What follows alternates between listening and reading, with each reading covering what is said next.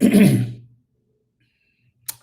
Krishna, welcome to our Sunday Bhagavatam class. Today is February 21st, and I am in Ozona, Texas. That's right. Later today, I'm going to the Austin area, making my way to Florida. So, let us begin.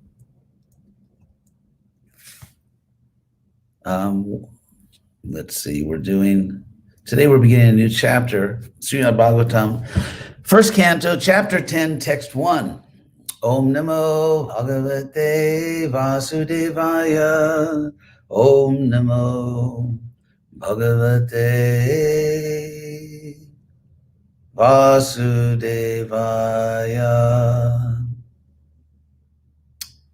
So, if you see the verses, this one is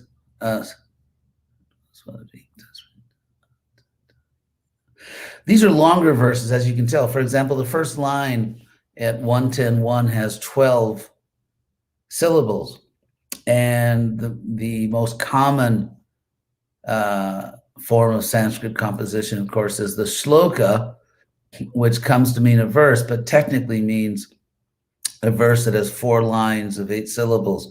So these longer verses are often poetic, and because obviously it gives the composer more room, more space to compose. And so these verses are no exception. The first several verses of this chapter are very poetic and descriptive, and they're these longer verses with more syllables per line. So we'll begin. These verses are going to describe the aftermath of the great Kurukshetra war and the extraordinary, unprecedented level, you could say, of violence and destruction. It basically changed the whole world. The whole political order of the world was dramatically transformed by this. And of course, Yudhishthira became the emperor of the world. So we'll begin this chapter. This is what happened after Kurukshetra. And of course, in the previous chapter, the funeral rites and how people immediately responded and things like that. But now Kurukshetra is over, and the immediate aftermath is over, and the world has to live again. The world has to rebuild. And so Shaunaka actually is speaking. Shaunaka is one of the great speakers, one of the great poets of the Bhagavatam. And now he, the leader of the sages at Naimisharanya, is speaking to Sutta, the great Sutta.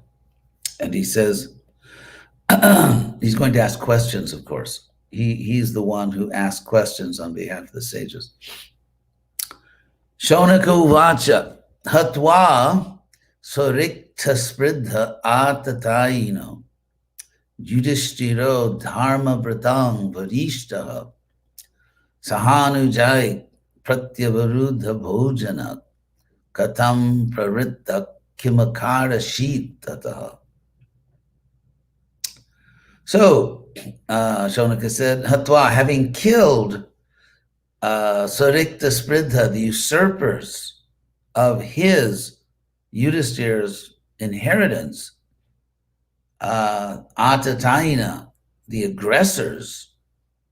Arjuna uses this word, of course, in the first chapter of the Bhagavad Gita, describing the enemies as Atatayina, as aggressors or the enemy.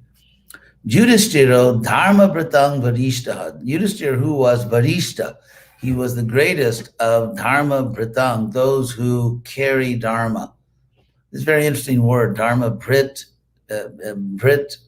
This verb forms words like bhara, which can mean, has many English cognates. It can mean a burden, like to bear something, to carry something. So those who are carrying dharma forward in the world, who are sustaining dharma. So Yudhishthiro dharma vratang varishta, and of these people, Yudhishthira is the greatest. Saha anujaihi, together with his younger brothers. Anu means following. So anuja literally means those born after, and means a younger sibling. So saha, together, anujahi, with his younger brothers, uh, pratyavaruddha bhojana. His bhojanas, it's from the same root as boga. So boga or bhojana means enjoyment. And the case of bhoga, it means you enjoy something before offering it, which is bad. But here, bhojana, Prabhupada translates as acceptance of necessities. In the verse, he translates it, well, he gives a more literal translation. In the translation, to freely enjoy. So he could not freely enjoy his kingdom. And avaruddha means blocked, something which has been blocked. And or niruddha, avaruddha or niruddha. So the Lord, whom no one can stop, the, so to speak, the unstoppable Lord, is called not niruddha, aniruddha. That's what the word means. Niruddha is a synonym of avaruddha, means blocked, checked, stopped. So the Lord is niruddha, unstoppable. But here it said that Yudhishthira, together with his brothers, his bhojana, his enjoyment of life, was prati avaruddha. It was curtailed. It was blocked. He couldn't, after all the things that had happened, he couldn't really. He obviously wasn't in an enjoying mood. So this is important. One might misunderstand that the Pandavas fought simply to gain power, and once they had power, they used all these imperial resources to enjoy life. But no, that's not at all what happened. Together with his brothers, prati avaruddha bhojana, his enjoyment was curtailed. He couldn't enjoy because of all the suffering, and of course because he's a pure devotee. The dictionary defines pratyavaruddha as stopped, suppressed. So they're not in an enjoying mood here. The Pandavas are simply doing their duty. So that being the case, all of that being the case, the question which Shonaka is asking is, Katang pravritta, how did he proceed? Pra in Sanskrit is pra in English, hasn't changed, spelled P-R-O. So we say proceed, which means to go forward. So similarly in Sanskrit, pravritta, how did he proceed? Kim akarashit tataha. And kim is what? What did he do then? Kim akarashit. What did he do? Tataha, then, from that point forward. So that's the first question by Shonaka here. Now Sutta answers in 110.2. Sutu vacha, vangshang kuror vangsha davagni nirhitam. So here there is a play on words, sort of a poetic use of words, because the word vangsha means bamboo. And so a bamboo flute is therefore called vangshi, and Krishna is called Vangshidhara because he holds a bamboo flute. But because of the way bamboo grows, and if you've seen this, it's just all these different stalks, then it's like it'll grow like a pipe of bamboo or a stalk, and then there'll be like a little knot, and then another section, and a knot, and another section.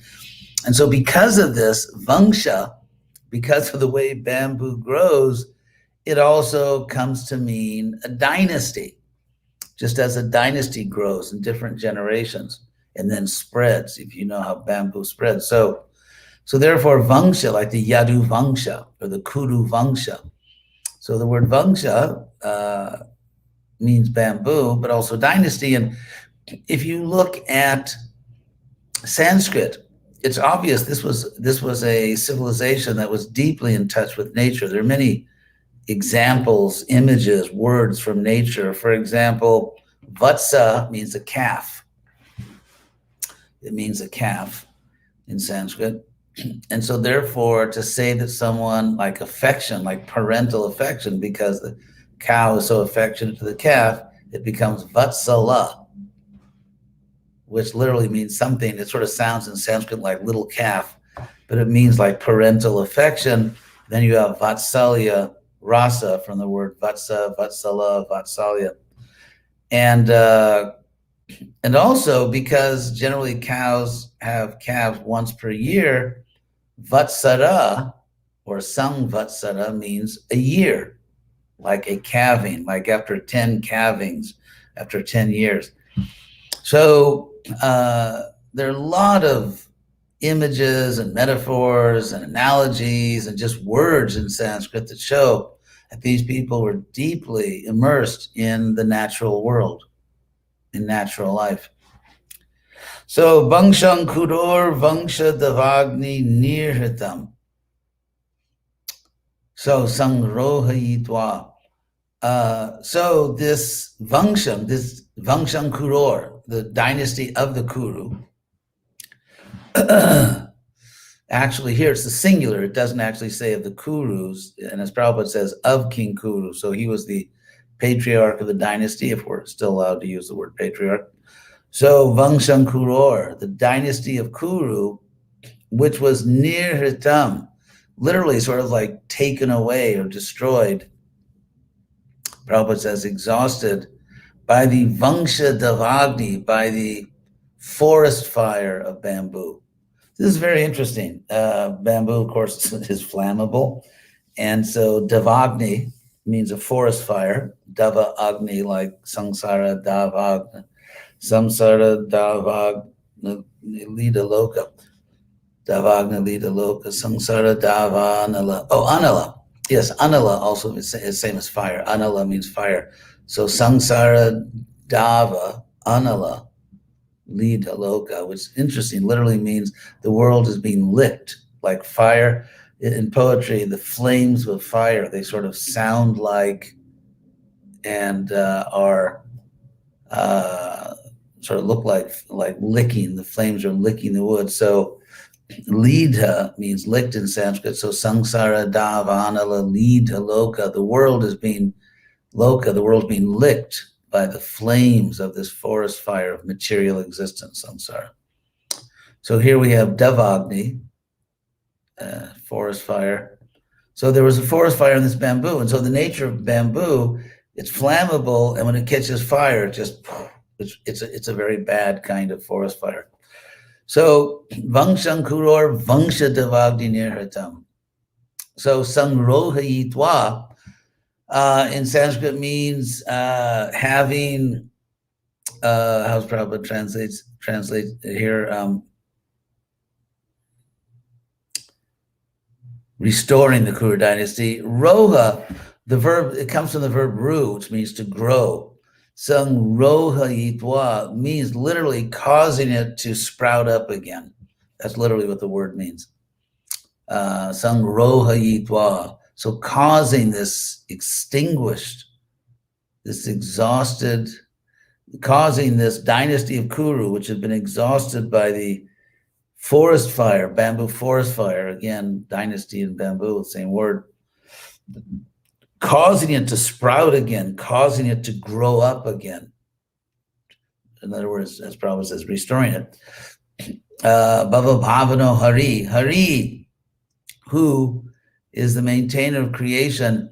Bhava is literally means becoming, so it's the world of becoming, the material world, and bhavano, causing it to become again. So it's in Sanskrit, it's very poetic, as you can even hear if you don't know Sanskrit. Sangrohayitva bhava bhavano hari. And so having caused it to grow again, nivesha yitva nijaraja ishvaro. So the Lord having, nivesha yitva is very interesting. I'm trying to give an English translation. Prabhupada says, having reestablished in the synonyms, so I'll tell you what the word, technically literally means, because it's very interesting. Vish, of course, means to enter, and nivish means to enter into, and so niveshaya means to kind of like to make something enter, like Kṛṣṇa says in Bhagavad Gita that, making your mind enter into me. In other words, we translate fixing your mind on me. So Yudhishthira, Krishna literally caused Yudhishthira to again dwell Nija Raja in his own kingdom. In other words, restored him to his own kingdom. Literally caused him to again enter into his own kingdom, in the sense of restoring him to his kingdom, reestablishing him. Niveshayitva Nija Raja in his own kingdom, Ishvara, Yudhishthira, he did this for Yudhishthira. Then Prita Manabhavuvaha, the Lord became pleased in mind. Prita means pleased, Mana means mind. And so he caused him to, the Lord became pleased in mind, having done all these things. So we'll go to the next verse. Nishamya bhishmoktam atachutoktam pravritta vijnana viduta vibrama shashasagam indra ivajitashaya paridhyupantam anujanuvartita. So this is talking about Yudhishthira here. Nishamya, hearing. Nishamya means hearing. Prabhupada says after listening. Bhishma uktam, what was spoken by Bhishma. Nishamya Bhishma uktam, and Atta, and also Achyuta uktam, that which was spoken by Achyuta. So hearing these instructions from Bhishma before he left this world, and also from Achyuta, and then Pravritta Vijnana Viduta Vibramaha. So these Sanskrit compounds, somehow, most of the time you can best translate by starting at the right side and going back to the left. So Vibrama, Yudhishthira, whose confusion, his bewilderment, Viduta, was shaken off, literally, Prabhupada says completely washed. Vijnana, and then Pravritta Vijnana, by being engaged in knowledge, or because his realization kind of got back in gear. That's sort of what it means. Pravritta Vijnana, his realization, his spiritual understanding started to function again, really. And that shook off, washed off his confusion. So then Shashasagam, he ruled the earth. This is from the verb shas, from which we get the word shastra, by the way. The word shastra comes from the root shas. This is the past tense, shashasa. He ruled, he governed, Gam, the earth. Indra Eva, like Indra, Ajita Ashraya, because he had taken shelter, he was at the shelter, Ashraya, of Ajita, the unconquered Lord. And then Paridhyupantang, he ruled the earth, which was bordered by the seas, by the oceans. Paridhyupantang, the water-bordered or ocean-bordered land of the earth, or earth, he ruled. Anuja Anuvartita. And Anuvartita means he was followed by Anuja, his younger brothers. So that's that verse. So Yudhishthira is doing his duty. Then the next verse, Kamam Vavarsha Parjanya. So Kama, of course, means desire. That's the most basic meaning. Kama means desire. And so this sort of adverbial usage, kamam, which is common, means at will, at desire. So in other words, as people desired. So Parjanya, which can also mean rain, it means Indra. Indra Vavarsha, Indra reigned, in the sense of sent rain.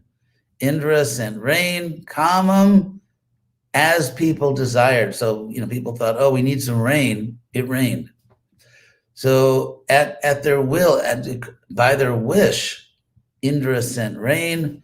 Sarva kama dukamahi, and the earth, duga is from the verb which means to milk. So duga here means that it provided Sarva Kama Dukama Hi. So it's that the earth provided all desires. So again, the word kama. So Indra sent rain as people desired. The earth provided all desires. And of course, sort of a cow image, provided in the way that a cow gives milk. Sarva Kama Dukama Hi. Shishishuk Sma Brajan Gava, and the actual cows, they sprinkled the Braja, the pastures. Braja means pasture. So, Braja, Vrindavan, it's the pasturing village, the village we're surrounded by cow pastures. So, Gava, the cows, sprinkled and moistened the pastures, Payasa, with milk, Udaswatir Muda. Udaswatir, due to swollen milk bags, Muda, happily, joyfully. Muda means joyfully. So things are going very well. After this horrendous violence of Kurukshetra, there's peace, there's prosperity. Kamam Gavarsha Parjanyak Sarva Kama Dukama Hi. Shishi Chuk Smabrajan Gava Payasoda Spatir Muda. So maybe we'll do one more verse. If there are any questions. Oh, actually, I can access the questions myself now because I have a button. Nadyak Samudra Girayaha Savanaspati Virudak Palantyo Shadayak Sarva Kamam Anritu Tasyavai. So Nadyaha, that's a plural of the word Nadi, river. So the rivers, Samudra, the seas or oceans, Girayaha, from Giri, the mountains, Sa, together with Vanaspati, literally the forest lords, which means the great trees, the big old trees. They're called Vanaspati, the forest lords. So Sa means with. Sa Vanaspati Viruda, all the herbs and bushes. Phalanti, all of these. Phala means fruit in Sanskrit, of course, phala. So here phalanti means to fructify. In other words, to give whatever it is they give. So the rivers provide all kinds of gifts. The oceans do, the mountains, the great trees, the herbs. So everything, all of nature was giving. That's the idea here. All of nature was giving.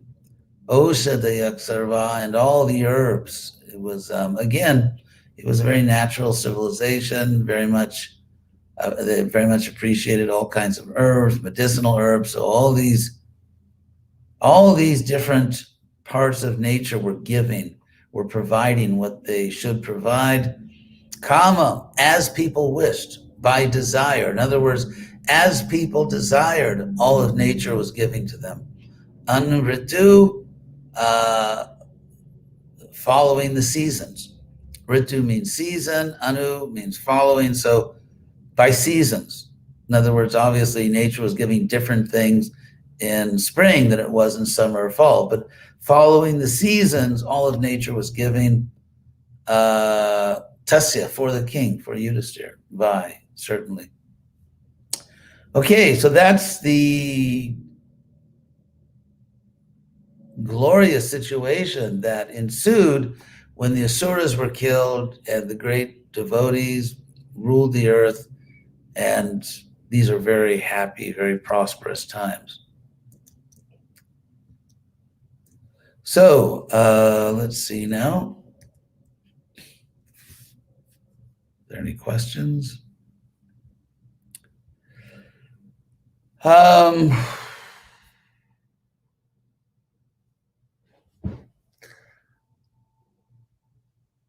Thank you for your comments.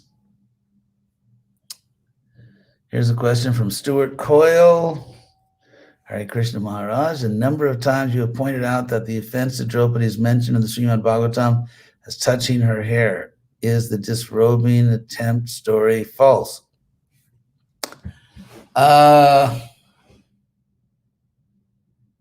Ultimately, only God knows that. Krishna knows that. Generally, the acharyas like Prabhupada and other acharyas talk about this story. And so I'm not saying they're wrong, but I'm only saying that the Bhagavatam does not give that story. The Bhagavatam mentions many times the offense to Draupadi in the gambling hall, but does not mention that. And also, I don't think in good conscience we could really recommend Vedic culture if in Vedic culture it is permitted to gamble one's wife as if she's just like, I don't know, some physical object. You can just gamble her away. That does not, and actually Krishna himself says in the Mahabharata that women are not property, cannot be bought, sold, or gambled. So Krishna says that in the Mahabharata.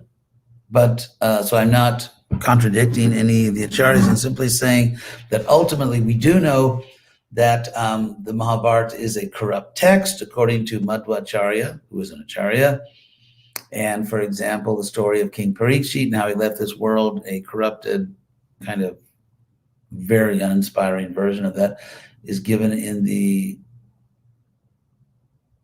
corrupted version of the Mahabharata. Bhagavatam corrects that. So similarly in the Bhagavatam, we have the description of Draupadi, and it gives a different version of that. She was definitely dragged into a men's gambling hall, which itself is a horrible offense. It's just, again, touching the hair is so important because according to the Bhagavatam, Krishna killed Ashwatthama by cutting his hair. So offenses to the head were taken so seriously that the Bhagavatam says that the way you kill a Brahmin is not by physical killing, but by what Krishna did, cutting his hair, humiliating him in that way. So they took these things very seriously. So another question from the same person. Cows having a calf each year. If each cow has a calf each year, her herd would grow excessively. Surely there was a type of breeding control. Yeah, they were intelligent and they knew how to manage their dairy farms. So let's see. Oh, from Scotland. What is the relationship between the English language and the Sanskrit language? It's a very intimate connection. English is originally a Germanic language with very significant, Germanic both from Germany and also from Scandinavia, because the Vikings conquered England and ruled it for over a century. And so there's a lot of Scandinavian words also. And then, of course, the heavy influence on Latin and French. And those are all languages intimately connected with Sanskrit. So, Brahmatirtha, was Yudhishthira's lamentation ended, or did he do his duty while continuing to lament? No, he actually snapped out of it. It's said in one of the verses that he gave up his unhappiness. He gave up his basically illusion, and he gave all that up and just did his duty. So from Agape Sante, is milk as important as Srila Prabhupada says it is today with widespread lactose intolerance? Is it possible losing its benefits due to the mistreatment of cows? Prabhupada basically taught us to be healthy. So he may have made general comments about the value of dairy products, but ultimately Prabhupada would expect that we had enough common sense to be healthy. And so whatever we should select different foods to offer to Krishna and eat based on what will keep us healthy. That's what Krishna recommends, and that's what Prabhupada always taught. So, Krishna Priya, as you were speaking about, as the citizens desired all was provided, can we understand that it is improper consciousness? It is improper consciousness, and desires, improper consciousness and improper desires that continue to create more natural disturbances and scarcity. Do we need to focus on changing consciousness? Well, yes. After all, devotees, sometimes we follow political events, or some devotees favor this or that candidate. But ultimately, we're the ones who are supposed to save this world. I mean, we can't save the world, but we're supposed to act as Krishna's instruments so that people accept Krishna, and then Krishna will do for our world what Krishna did for Yudhishthira's world. So yes, rather than get too absorbed in politics and all this stuff, we should remember that we are supposed to change the world by spreading the Sankirtan movement. And of course, we begin by changing our own consciousness. So, do the Pandavas have their participation in Lord Chaitanya's pastime? Well, Ramananda Roy was Arjun, and his father Bhavananda Roy was Pandu. So the answer is yes. So thank you all very much. Appreciate you all coming. Oh, another question just snuck in under the wire. Govinda Nandini. I've heard that Krishna satisfies all our desires. If we desire very much to not be born again in this material world, but go to Goloka, Vrindavan, serve Radha and Krishna, will this desire be satisfied? Yes, if it's pure. I mean, it depends on why you want to go there. If you want to go there because, if someone thinks, oh, I will have a great time there, well, that's not really going to get you there. But if we just want to serve Radha and Krishna, and that's our pure desire, then why not? So, but of course, ultimately a devotee, to be with Radha and Krishna really means to please them, because when we please Radha and Krishna, they become manifest to us. So thank you all for your good wishes. I hope I'm traveling now. So so that's it. So thank you all for listening. Hope we will all be back together again next Sunday. Hare Krishna.